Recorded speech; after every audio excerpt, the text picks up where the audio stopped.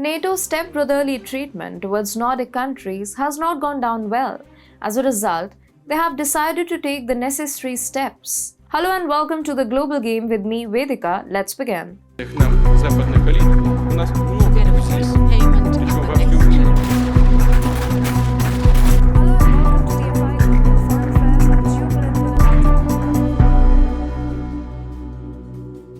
The Nordic countries have a long history of cooperation and mutual support, both culturally and politically. Despite this, they have struggled to find a united voice on the international stage, particularly when it comes to security and defense. Recently, there has been talk of the Nordic countries forming their own military alliance as they feel that they have been denied entry into NATO and have been treated unfairly by the European Union. At first glance, this may seem like a risky move. After all, NATO has long been seen as the cornerstone of European security, and the EU has made significant strides in recent years to develop its own defense capabilities. However, there are several compelling reasons why a Nordic military alliance could be a viable and necessary option for these countries. One of the main reasons why the Nordic countries have been denied entry into NATO is their close proximity to Russia. Many of these countries share a border with Russia and have a complicated history with their powerful neighbor. NATO as a military alliance is designed to protect its members from external threats, and Russia is seen as one of the biggest potential threats to European security. However, the Nordic countries' proximity to Russia means that they are also more vulnerable to potential retaliation if they were to join NATO.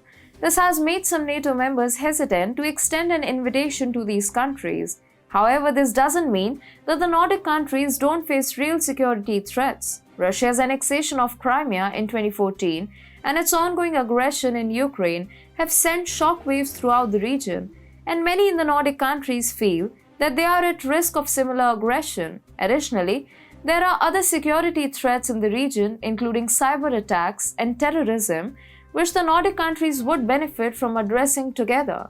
NATO's failure to extend membership to nations like Sweden and Finland is therefore seen as disservice to the Nordic countries. By denying them full membership, NATO is failing to provide them with the security guarantees they need, missing out on their unique capabilities and expertise, sending a message to Russia that their security concerns are not taken seriously, and failing to live up to its own stated values and principles.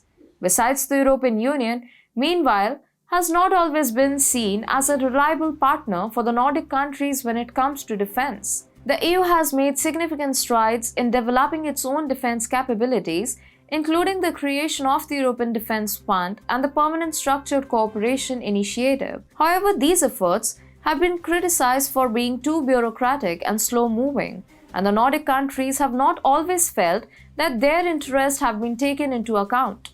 Furthermore, the EU has failed to provide adequate economic support to Nordic nations, particularly in the face of challenges such as climate change and the digital economy. Nordic countries have been leaders in sustainable development and have made significant strides in transitioning to a low-carbon economy.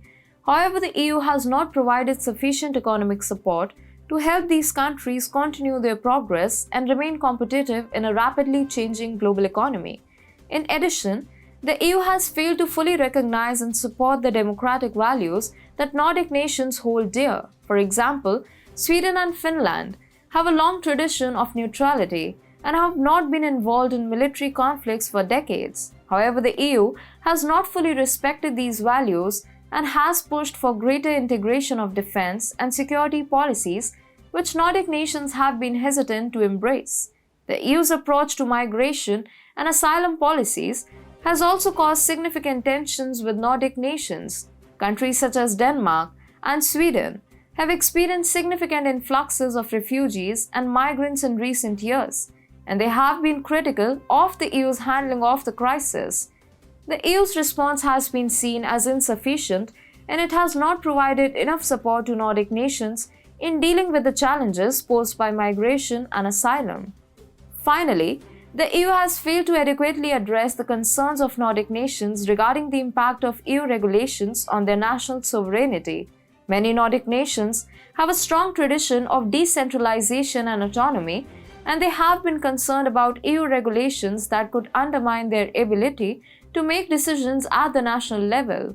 The EU has not adequately addressed these concerns, which has led to growing frustration among Nordic nations. This has led some in the Nordic countries to look for other options. A Nordic military alliance would allow these countries to work together to address shared security concerns without being beholden to the interest of larger NATO members or EU bureaucrats. It could also provide an opportunity for these countries to develop their own defense capabilities, which could be particularly valuable in the face of potential aggression from Russia. Recently, several Nordic countries have moved to deepen cooperation among their respective air forces to bolster the region's defenses. The initiative, covered by a Joint Declaration of Intent or JDI, takes place against the backdrop of persisting security tensions provoked by Russia's war against Ukraine that are impacting the high North and Baltic Sea neighborhoods. The first of its kind between the Nordic states, the declaration was signed on March 16 at Ramstein Air Base in Germany by the commanders of the Swedish, Norwegian, Finnish, and Danish air forces. The concept of a joint Nordic air force comprising about 250 modern frontline combat aircraft has been the subject of periodic discussions between the regional governments since the mid-1990s. Sweden and Finland's unaligned status remained an impediment to advancing talks and joint initiatives, but with the two countries primed to join NATO, Nordic governments find themselves on more solid ground to discuss a common action plan to create a so-called mini-NATO that would deliver a formidable and unified air force capability. The air defense operations concept, embedded in the declaration, envisions joint Nordic Air Force cooperation developed along four principal lines of action. It also proposes the development of an integrated management structure for planning and executing air operations.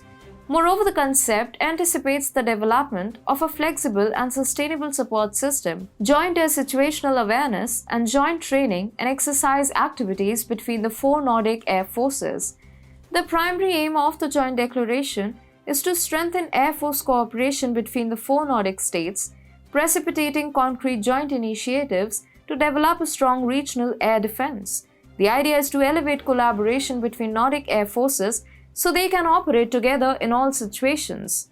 Of course, forming a military alliance is not without its challenges. One of the biggest obstacles would be deciding on the structure and leadership of the alliance. The Nordic countries are all independent nations with their own defense policies and priorities, and it may be difficult to reconcile these differences in a cohesive alliance.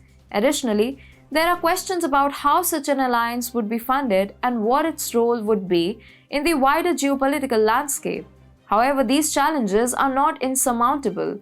The Nordic countries have a long history of cooperation and have already established a number of regional organizations to address shared concerns, including the Nordic Council and the Arctic Council. These organizations could provide a template for how a Nordic military alliance could operate. Additionally, a Nordic military alliance could potentially benefit from the experience and expertise of other non-NATO countries in the region, such as Finland and Sweden. Both of these countries have extensive experience in maintaining a credible defense posture without being part of a formal military alliance. By working together, the Nordic countries could tap into this expertise and develop a defense strategy that is tailored to the unique needs